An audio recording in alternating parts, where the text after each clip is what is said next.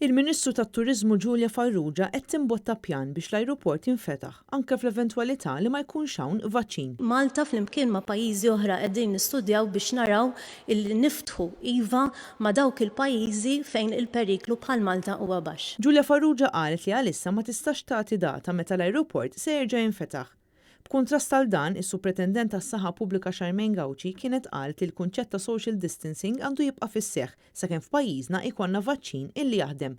Fit-28 ta' April li għadda, f'post fuq il-medja soċjali, Giulia Farrugia kienet spjegat illi waqt konferenza interministerjali bejn il-Ministri tat-Turiżmu fl-Unjoni Ewropea, Malta ppreżentat proposti biex is-settur turistiku jqum lura fuq saqajh mid-daqqa il-liħa bil-COVID-19. Dakinhar Malta kienet imbuttat il-kunċett li l-pajjiżi m'għandhomx jistennew li jinħoloq vaċċin qabel jaġixxu, fejn il-pajjiżi kollha fosthom Malta għandu jkollhom protokoll ċar fuq l-ivvjaġġar. Intant waqt konferenza tal-aħbarijiet li saret il-ġimgħa filgħodu tħabbar investiment ġdid fis-settur turistiku fejn se jibda jingħata taħriġ li ħaddiema kollha li jaħdmu f'dan is-settur.